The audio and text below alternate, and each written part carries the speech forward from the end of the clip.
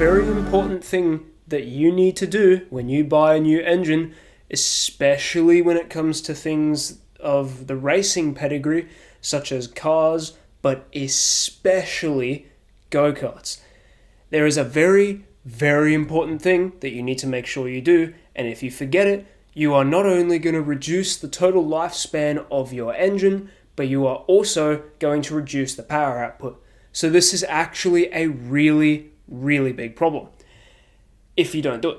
If you remember, which is what I'm going to be telling you about in this video, then you will have an engine that not only is going to be pretty much set for life and will be like you'll get a lot of time out of it, but also it will get all the power you can possibly have. So you will be going as fast as you possibly can with that engine.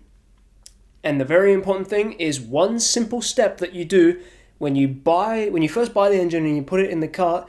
You don't just send it immediately and go flying around the track as fast as you possibly can. There's a thing known as an engine run-in. Now, I've heard a couple different terms being tossed around for this, but generally the most said one that I've heard is the run-in, engine run-in. And essentially what it means is that you take your brand new engine, you put it in your go-kart, and instead of just fanging it right out the gate, you slowly introduce the engine to racing, to wide open throttle and like rapid RPM spikes and drops through heavy, like full acceleration of wide open throttle or heavy braking with the massive RPM spikes and drops. It's a lot of pressure on the engine. It really is. It's a lot of pressure. So if you just buy a new engine and then just take it out, it's going to suffer. And as a result, you're going to have diminishing returns on that engine. And engines are a small fortune, so you don't want to be doing that. Because you're going to be replacing engines more frequently than you could be. There's like multiple thousands of dollars of money that you could be saving if you run in your engine properly. And that's what I'm going to talk to you about in this video. I'm going to tell you about how to do that, because I've just bought a new engine and I had to run it in. And although I knew about it, I didn't exactly know what had to be done. And now that I know, it's sort of like a well, duh moment. But in case there's anyone else out there who is about to buy a new engine or wants to buy a new car and have a new engine or anything, any scenario of which would require a new engine, or even a very specific part that needs to be ran in, I will tell you what you need to do in order to make sure that your engine is ran in properly, and so that you get the best you can possibly can,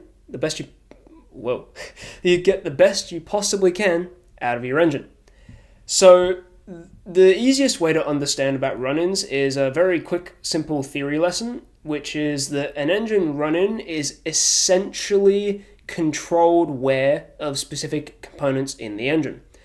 This will help things like your various different seals in the engine, like O-rings and rubber seals, things like that. If those all seal properly, then your engine will not be leaking at all, and you will have the best life expectancy of the engine, because it's not leaking oil into various places, which would reduce the lubrication.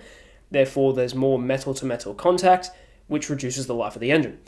But also, it will diminish the power if it's not sealed properly, which is why you want to seal it properly by controlling the wear, which is essentially just driving it, not racing it.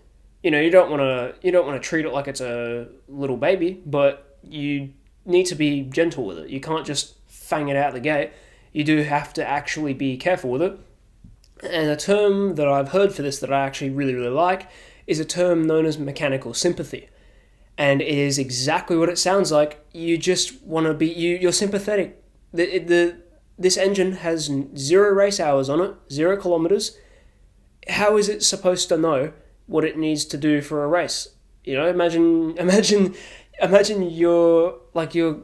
have a kid, right? And they've just learnt how to stand up, and you're now telling them to go run a marathon. How far do you think they're going to make it? Honestly, how far do you think they're going to make it? It's exactly the same thing with the engine. You turn it on for the first time to make sure that it actually starts, and then you tell it to go do a race. I'm sorry, that's not going to work out. Your engine's not going to be too happy about that. Yes, you will finish the race, but it's really not going to be very good for the engine. The engine will not like it whatsoever. So, to actually run in the engine properly, you need to be sympathetic with the engine and you don't thrash it right away. You can eventually thrash it, but you just need to be more careful. You need to be more sympathetic with it to ensure that it will, all the bits that need to wear down at the same time will wear down properly. So the seals will you'll make sure that the seals are on tight, all of them, which will result in the best possible engine that you could get, essentially, for that particular model. So, like for me, the Rotax Max Evo, the way I ran in the engine means that it essentially, like, it's as good of an engine as I can get out of it because all the seals are all on properly, everything's all good because I ran it in properly. And I'm going to teach you how to do that in case you don't know. So, essentially, it's a pretty simple 3-step process, which is you take your kart out to the track. This is like you've got the engine on and everything, you're all ready to go. You take your kart out to the track, and the very first thing you do is you just do the very first session is like warm-up pace, like really slowly.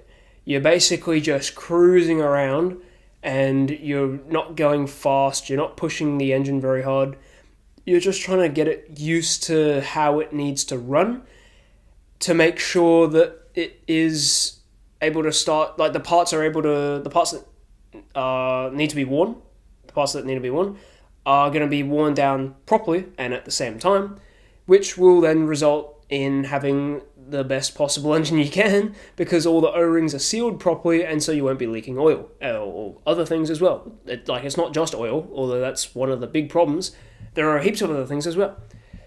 But the very, very first session is you just take it around nice and slow. You're just cruising, basically. You're taking it for a drive. You do want to put your foot down a bit. I'm not saying you're maxing out at 30 kilometers an hour. No. You're actually going to be having some decent speed. That's why I said warm-up pace. For me, my warm-up pace is about 5 to 6 seconds slower than my all-out pace.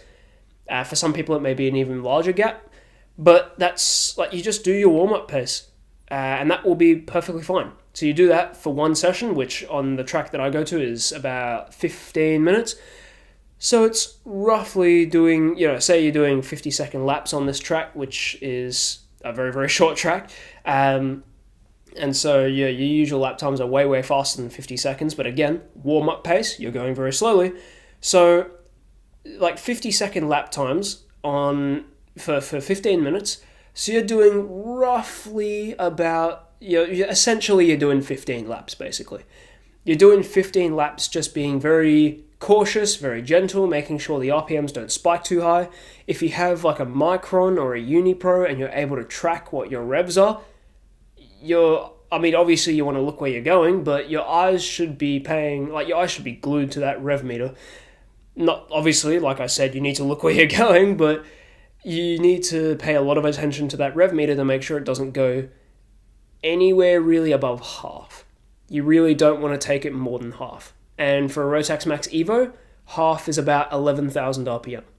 You really don't want to go any higher than that. 11,000 RPM is the absolute limit. You really do not want to go any higher than that. In fact, you should actually stay a bit lower. 9 to 10,000 RPM is actually pretty good. 11,000, yes, you can do it, but you're so close to going over that it's sort of you can do it, of course, you can do it. You just got to be careful with it.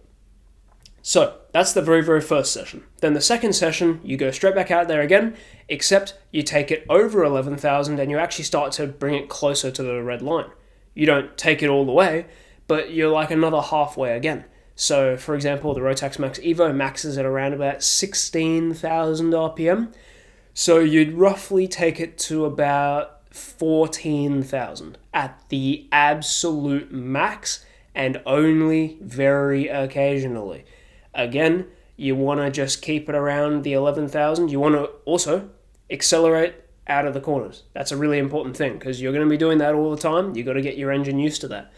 So you want to you're like braking for corners, even though you're going so slow that you could just coast through the corner, or even just have your foot on the throttle and still make the corner.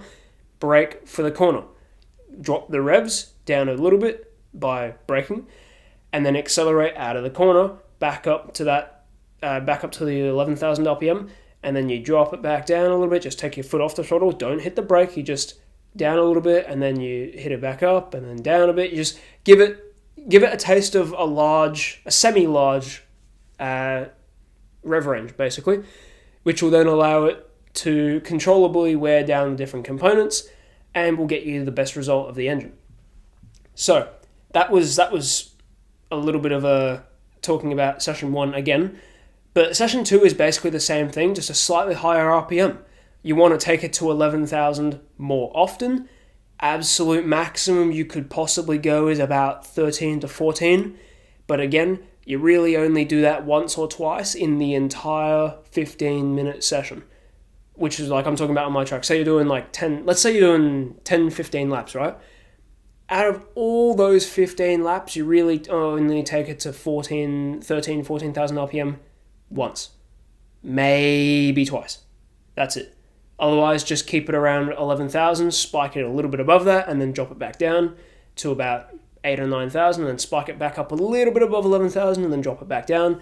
Make sure you're braking on the straights, even though you're going so slow that you won't need to, but you do need to. Like, in terms of actually making the corner, you'll be perfectly fine, but in terms of running in your engine, you need to brake on the straight to then be able to accelerate out of the corner, because now you've dropped the RPM, you can now accelerate out of the corner and spike the revs back up again.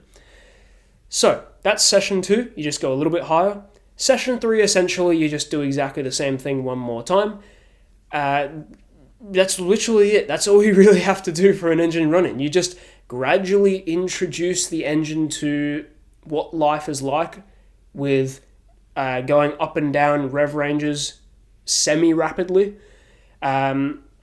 On the third session, you do want to be a bit more serious with it. So like instead of gradually changing from the brake to the accelerator, which is what you do on an engine running, instead of just gradually making that change, you want to actually start to instantly make that change like you would in a race.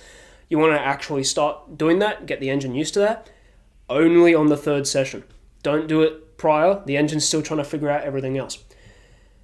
But essentially, after the third session, that's it. Your engine's been ran in. If you've done it properly, all your O-rings will be sealed properly, or as good as they'll ever be. That's it. Fourth session, send it. Like race pace, just send it. So yeah, that's literally about it. That's really all you got to do for an engine running. It doesn't take very long. Really only it takes, assuming that you're going to have a little bit of a break, because that's the other thing. You got to drop the engine temperature down. So by the end of your sessions, there'll probably be about 55, 60 degrees. You're going to want to drop it to below 50, around about 45 degrees. So the engine's got to be like cool. The engine has to be cool temperature before you send it back out again and just start coasting around again. It's essentially like just cruising pace until you get to like the session 2 where you go a little bit faster, and then session 3 where you're just a little bit more than race pace, but no, not that fast. You're less than race pace, but not by a massive amount. You are noticeably less though. And then yeah, session 4, mate, just do race pace. Send it. That's literally it. That's all you got to do. And then your engine should be as good as, your engine, assuming you've done it all right, your engine will be as good as it'll ever be. For example, if you waited long enough for the engine to cool down, which if you don't have something like a Unipro or a Micron, you can't track the exact temperature very easily, so it gets a little bit tricky. Look, just if you don't have that sort of thing, just wait 10, 15 minutes, especially if it's a hot day, like when I did my engine running when it was 36 degrees out, and the track temperature was really hot as well, but that doesn't really matter for the engine. The actual air temperature was 36 degrees. You're going to have to wait a little bit longer because engines are made of metal. Metal draws in heat. The engine's going to stay warmer for longer. So you're going to need to wait a little bit longer. So like for me, I think I waited about 15 to 20 minutes per session. And every time I checked my Unipro, it said it was about 45, 46 degrees. That's fine. Send it out. That's ready for the next session. So if you don't have that sort of thing, so you can't check your temperature, then it's fine. Just just take a break for 10 to 15 minutes. If it's a hot day, 15 to 20, and then you'll be fine. The engine temperature will have dropped enough by then that you'll be able to take it back out again. And that's literally it. That's all you got to do. So it's not like a super complicated process. It may sound complicated, but as soon as you get out and actually start it, it's really not that hard. It's genuinely not difficult. It may sound daunting, but as soon as you actually start it, it's very, very easy. And then now you've got an engine that will serve you for a very long time, and you'll get the best possible power output that you can, which may be the difference between you coming 6th, 5th, or winning a race. So yeah, that's really all you got to do. And I will see you in the next video. Bye, everybody.